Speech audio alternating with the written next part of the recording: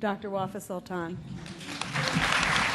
Ladies and gentlemen, I always feel a need to make fun of myself, to laugh at myself in order to cover up, to repress the sadness that deeply implanted in my heart, especially when it comes to speak about women in Islam. Now I am free,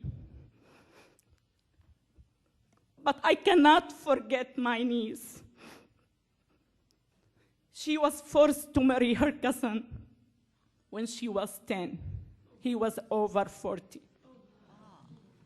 Her marriage was valid and legalized under the Islamic Sharia because Muhammad, the Prophet of Islam, married his second wife when she was 6. He was over 50. I always remember my niece coming back to her father's house, begging her not to send her back to her husband. He would say, in Islam, it is shame for a woman to leave her husband's house. God will reward you for obeying him. At the age of 25, my niece committed suicide by setting herself on fire. She was burned to death, leaving 4 children behind her. In 2002, the Saudi religious police stopped schoolgirls from leaving a blazing building because they weren't wearing the correct Islamic dress. There were about 800 female students in the school building when this tragedy took place, and at least 15 girls were killed, according to Saudi newspaper, which I don't believe. I believe the number was much higher.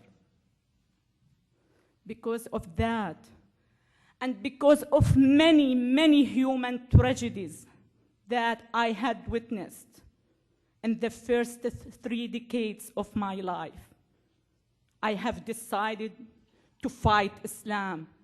Please pay attention to my statement.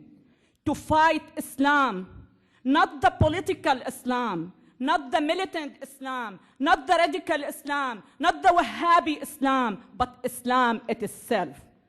I truly believe that the West has invented these terms for the sake of being politically correct.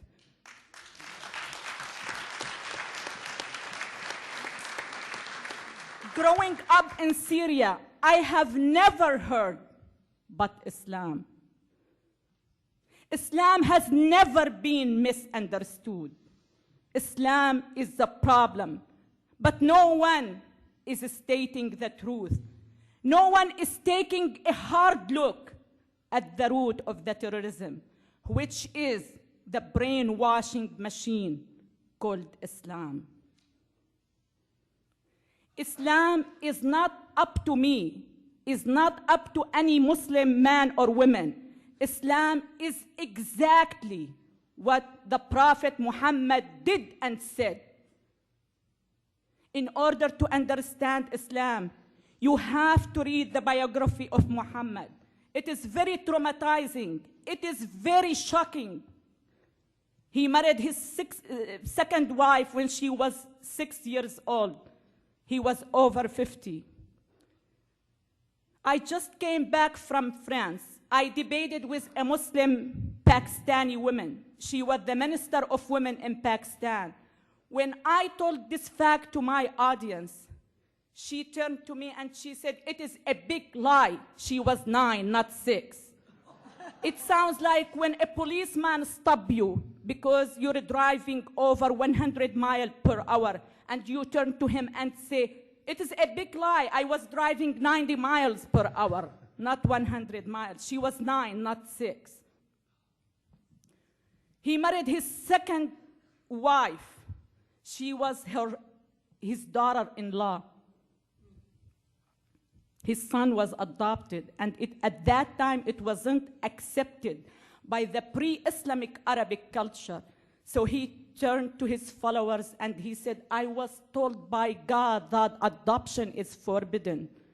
And adoption, believe it or not, has been forbidden in the Islamic culture, just to justify his marriage of his daughter-in-law.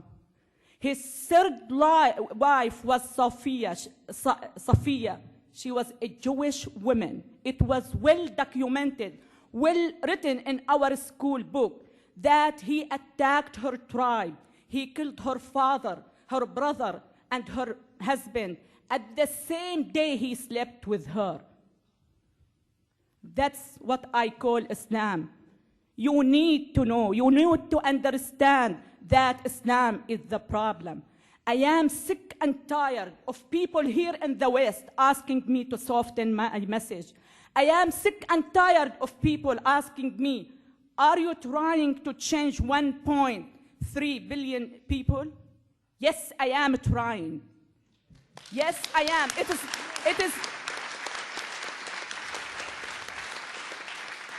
It is not a matter of I am trying. I will change him. I want you to know that the very first value I learned when I came to this great country, that you can do the impossible if you truly believe in yourself. I not only believe in myself, I believe in many million Muslim women like Nooni Darwish and Ayaan Ali. And we are working hand in hand to change 1.3 billion Muslims. They have to realize that they have only two choices: to change or to be crushed.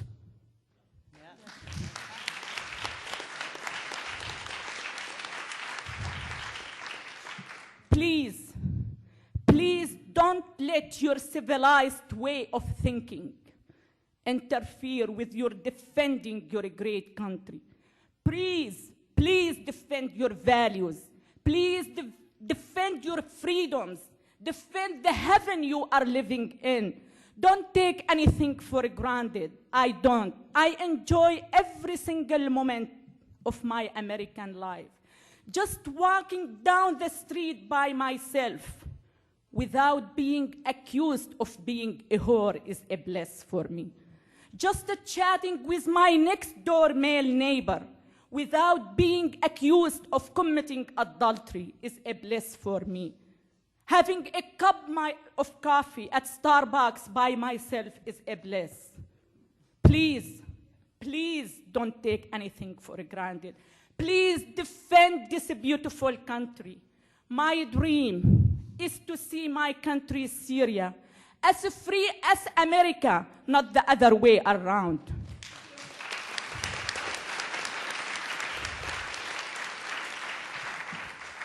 When I was in Syria, I cried a lot.